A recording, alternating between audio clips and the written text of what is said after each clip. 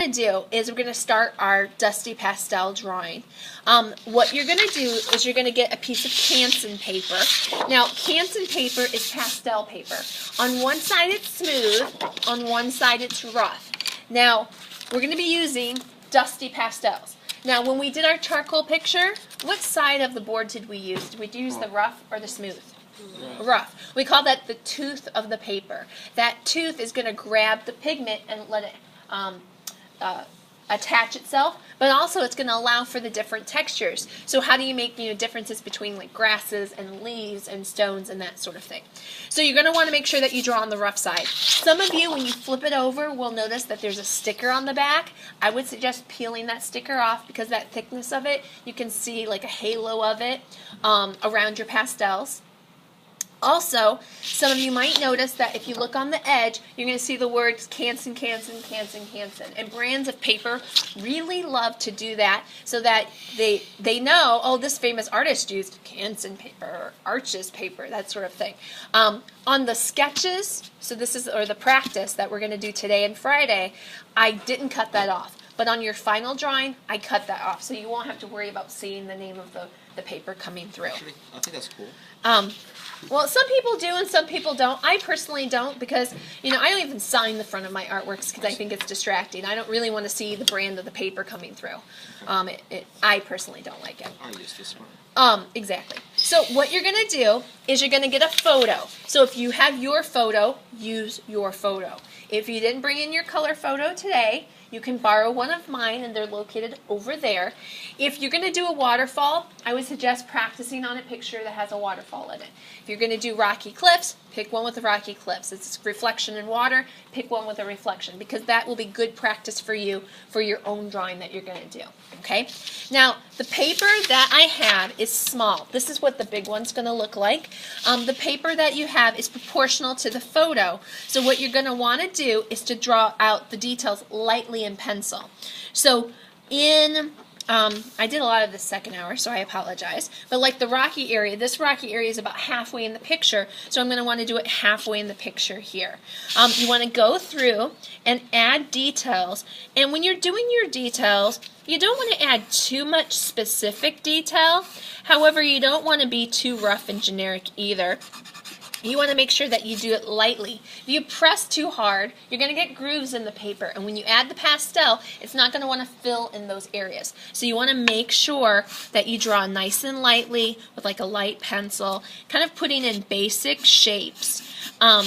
When you look at your photo, you want to draw out the detail as proportional as you can, but also there might be things that you want to take out. So like in this picture, there's a post here, and I didn't show the rest of the stairs, and so maybe I want to take that out because it doesn't add to the picture.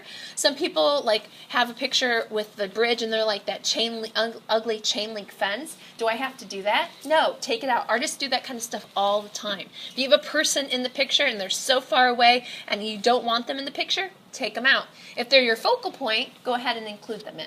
Okay?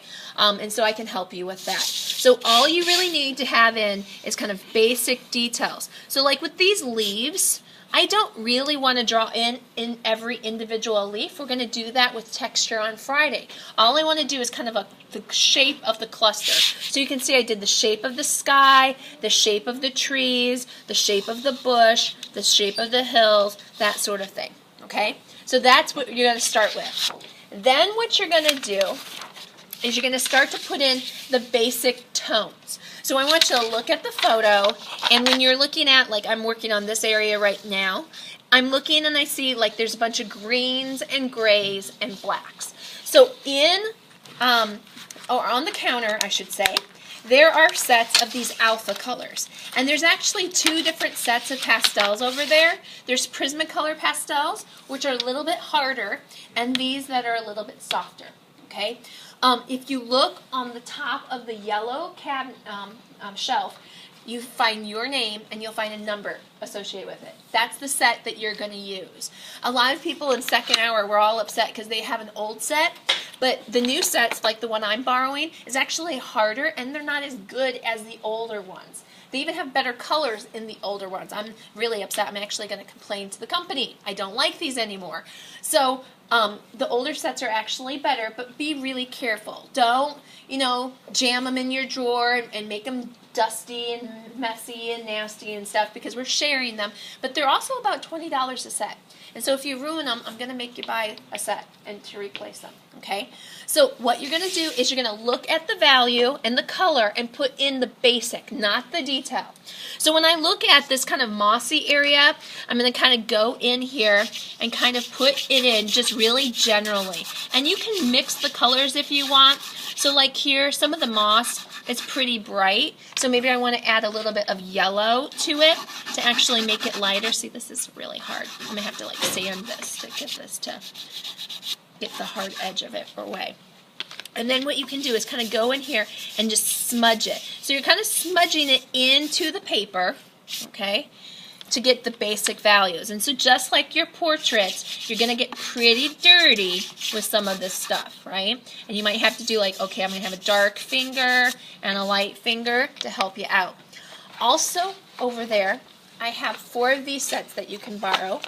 Especially the ones who have the newer sets, you might not have all the colors. So this to me is darker and more yellow than the old thing. So there used to be this really nice creamy color, and that's what a lot of people will use for the highlight on the rocks. So if you want to borrow this from me, there's a few of them over there.